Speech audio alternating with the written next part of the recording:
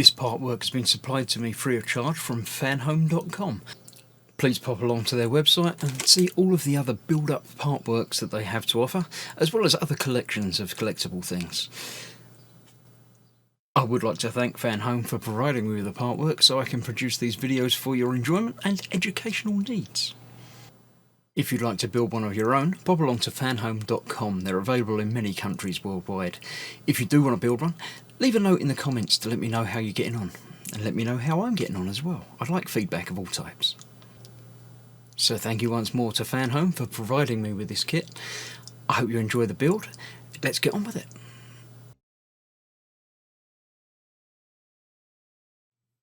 Hello, I'm Chris, this is Gross Models. Welcome to issue 12 of Build Your Own R2-D2 from Fanhome, and obviously from Star Wars as well, because that's where you know where R2 is from. Right, in this issue we will be doing some more of the more head action and some leg action as well. I've prepared, I know it's unlikely for me, but it happens from time to time. I've prepared some things. I've sorted out the screws from last time. Now I know I did have a go about the screws, and it does annoy me that they come in packets that are just packets, whereas every other Fanhome build that I've done have been nicely labelled and marked up and easy to differentiate between other things. But it's not quite as bad as it seems. They are very, very different. Now these are some screws and nuts that we got last time. These are some other screws and nuts that we got last time. These are the same as the ones we've been using before. And these are quite a lot bigger. So you could, in theory, mix them up, but you really wouldn't for very long because it just wouldn't work. They wouldn't fit. These ones we haven't used as yet, but I have left them in the packets because I don't know, when we're going to use them, whatever, until I finish this month's build. Then, if they're still not used, then I'll put them away in the little screw box that I've got. So I have prepared for this this week's build. I've got what have I got? The screws, obviously, I'll sort it out. I have the head unit here with the other bits, which we're going to be putting on from this week's issue. We've got some more metal parts from this week's issue, and from a previous issue we've got some other metal parts, the framework for the legs. But before we get to the build, as ever, we'll have a look through the magazine and see what we're talking about. The Building the Galaxy bit is about panicking before the release, basically. 3 months before release day, they were still doing extra sequences and reshoots and transitions and things. So, yeah. I'll probably not read that, but I should. But yeah, Mouse Droids, MSE6 series, repaired droid. Oh, it's a repaired droid. I thought they were little messenger droids or something, but apparently they're repaired droids. Okay, they've got internal heavy and low fine manipulators. It's convenient that they're internal. That means they don't have to put them on it. So yeah, there we go. Real world stuff, robotics, semiconductors. I'm aware what they are, but I don't know very much about them. I know nothing at all about doping crystals and robot technology, so I'll just flit over that quietly. Right, this is what we received in this issue. We've got this bit. This is not used for the build. It's a tool for before the build, basically. It's the Dome Support Base Center. That goes with the pole, the rod that we got last time as well. The rod will basically sit into there, and it gives us a stand for R2 to his head to support on while we're working on it, which is really useful and convenient, but not to be used yet because there's extra legs to come out and support that, which I think are next time, or the time they're around here somewhere. They're here soon. So we're going to get the head, frame and leg components done today. The first part is, as ever, extending the head chassis. Let me get my copy holder around so I can put the magazine out of the way so you can see it on the corner of the screen up there. That's where it goes on this build. So we've got from last time the head. We've got 2 more panels to put in place. Obviously we've got to make sure we put them in the right order, the right way round. So the one with the 2 big windows, I know it's got letters and things on it, but that means reading and stuff. I don't do that. That one will go on here. Now, as ever, there's 2 little plugs that hold it in place, and then the 2 screws will hold it in there. So before we do that, let's get 2 nuts and 2 screws prepared.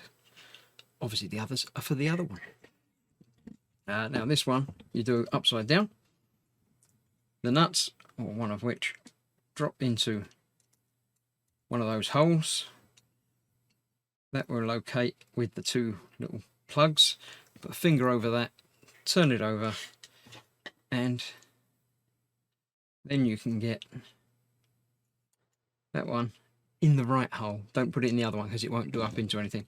I haven't tightened it down yet because we need to make sure everything lines up. It's got to line up because of the pins anyway, but it's always good to make sure. So I'll drop that on there. When I say drop, I don't mean drop like I did on the last issue. This will be much more sedate and no dropping of anything this time around, I'm sure. So that's in there. Then we can tighten these down. Just like that. Very cool. And then we're obviously doing the same again with the other one with the smaller compartment and two little light pieces.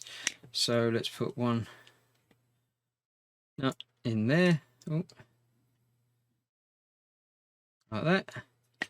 This will go yeah, next to that one as well. And again, we can get the first screw in the first side without dropping it. Look, no dropping, no dropping, no slipping, no nothing. Just doing it all properly, perfectly, and well correct. So that goes in there. The next one obviously does exactly the same, but in the other hole. Just like that, and just like that. And it says that finishes the job for now. You will shortly be able to assemble the support stand using the rod supplied with issue 11 and the base provided this time. But that's what we got so far. It sort of stands up on its own, but you don't want to tweak it and thing. That's, I think, about half of the dome height because it comes down another level and then a base bit, I think. I could be wrong, but that looks about right. Yeah, because this is the top bit for the lightsaber to come out. This is where the main eye fits in, which is sort of halfway down. So yeah, that's that. Right, now that looks like we're finished, but we're not finished. We're doing extra stuff this week. Extra homework. We're doing the right leg frame. So for this, we need all of the parts that I mentioned earlier. We've got those two, that one, and all of these nuts and screws. Now, they don't give you any spare ones of these for some reason. They give you 5, and you actually need 5. So, yeah, don't lose any. Be careful with these. Don't drop them anywhere. If you're having the dropsies like I had last time, then maybe step away until you can control yourself properly. Right, we're starting with the ones that came this week. They actually fit together like little jigsaws. They slip like that, and that holds that there with a nut, which is why we need these larger nuts that go in that side. Larger screw goes in the other side. It goes in the other side, just like that. There you go. And that will tighten up through there and hold that together quite securely. So from there we go around to the other side. Which side? Let's have a quick look and see. No, we're not doing this. We're doing the other bit. All right, so that's that done for now. We're using these two, and again, they've got little jigsaw pieces that just sort of slot together. They only go one way. Why is that? Oh no, they go from either side, and they do sort of lock in place a little bit. So that's that there. Then we need this bracket that slots into there. It doesn't matter which way up that goes. But I'm going to have the writing the correct way up because otherwise my brain will get cross. So again, we've got room for a nut on that side, a screw on that side, where I'm not going to drop it. It's just going to sit there ready for the screwdriver. I should have put it on the screwdriver first because that's the way I generally do things. So that goes on there. This one I'm not going to tighten up because I know we've got to do the same again there, and to make sure everything lines up properly, we have that there. Again, not tightening up as yet because it shows it in the picture going on to this, but then in the next bit it says put this bit together. So I've been dotting around backwards and forwards. That's fine. Basically, we're going to do the same thing with that. That goes into the same bit there, like that. Nuts in there, screw in there, that. And the same on the last one with the last nut and the last screw. And once they're done, yeah, come on, in you go. In you go. That's the way you want to be. Once that one's in, we can tighten all these down and make sure everything is nice and square. Now this is obviously the framework for the leg.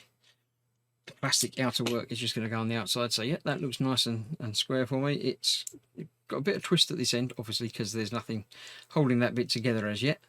But for now, that is that, as it says in the picture. That is assembly complete. So that's this issue done. And basically, that's that. There's nothing else in the back of the magazine, so we won't need to worry about bringing that back over. I shall leave that like that until the next issue, when we'll probably be doing something else. I think we're getting the rest of the stand together. So I shall see you soon for that. It'll probably be in the next day or two. And thank you for watching. That's all that remains to be said, really. Thanks for watching. I'll see you soon. Bye-bye for now.